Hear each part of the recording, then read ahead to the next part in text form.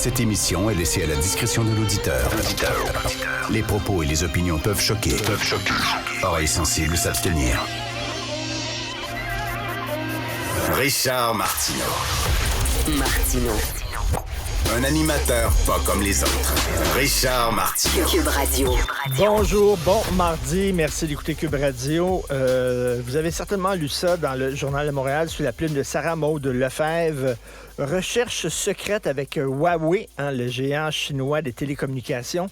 3 universités québécoises mènent des projets confidentiels avec le controversé géant chinois. Je vais vous lire le début du texte. 3 universités québécoises mènent actuellement des projets de recherche secrets avec Huawei, a appris le bureau d'enquête. L'Université McGill, Polytechnique Montréal et l'Institut national de la recherche scientifique, l'INRS.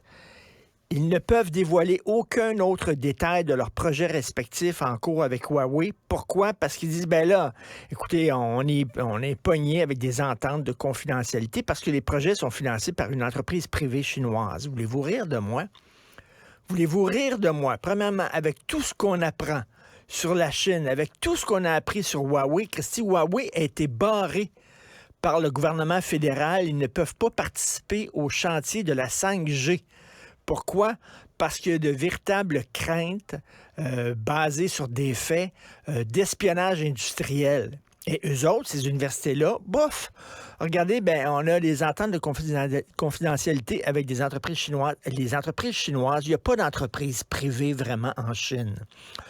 Si tu as une entreprise qui fonctionne, qui a le droit de fonctionner, c'est parce que tu as des liens très étroits avec le régime chinois. C'est un régime communiste, bordel. Il n'y a pas d'entreprise privée comme ici. Donc, des entreprises privées, des dons d'entreprises privées à des universités, c'est le régime chinois qui fait des dons. Pourquoi, vous pensez?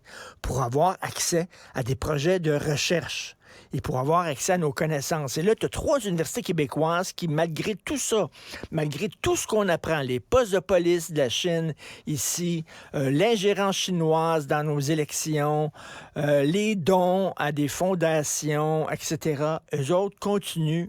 Et je ne sais pas s'il y a un lien, mais aujourd'hui, première page du Devoir, une fuite des cerveaux guette la recherche au Canada.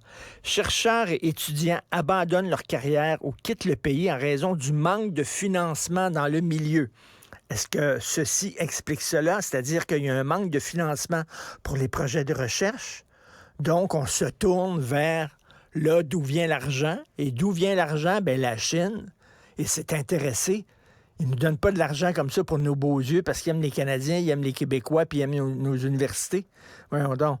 C'est parce qu'ils veulent mettre la main sur certaines données, certaines découvertes, certaines connaissances.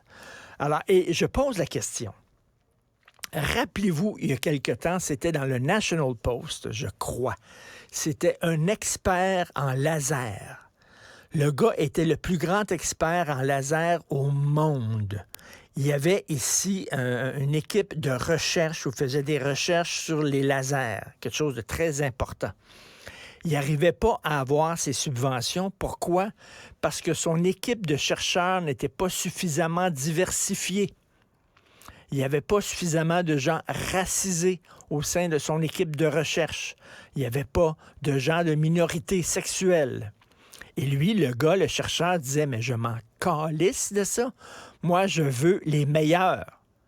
Mais parce qu'il voulait s'entourer des meilleurs pour être à la fine pointe de ce domaine-là, il ne pouvait pas avoir de subvention. Donc, les gens qui quittent, c'est-tu parce qu'il y a un manque de financement dans le milieu ou c'est à cause de ces demandes-là complètement débiles, des programmes d'équité, de diversité et d'inclusion? Ça se peut-tu, ça? Qu'à un moment donné, les demandes sont tellement débiles qu'à un moment donné, tu n'as plus d'argent. Et soit tu lèves les feuilles puis tu t'en vas ailleurs, soit tu fais des ententes avec des entreprises qui représentent un régime dictatorial. Mais il y a un sacré problème. Là. Il va falloir se demander, là, on peut-tu donner l'argent puis le financement? C'est pas. Moi, je pense, là, c'est pas qu'il manque de financement.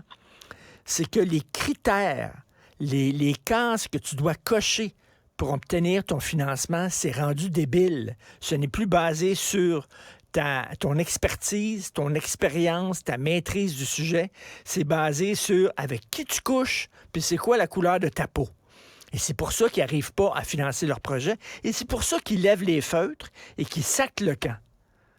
Alors, il y a vraiment un problème dans le financement de la recherche au Canada et on est rendu maintenant qu'on s'en remet à la Chine puis qu'on dit « Oh, merci beaucoup de financer nos projets. Christy, on pourrait-tu les financer autrement? » Joignez-vous à la discussion. Appelez ou textez le 187 Cube Radio.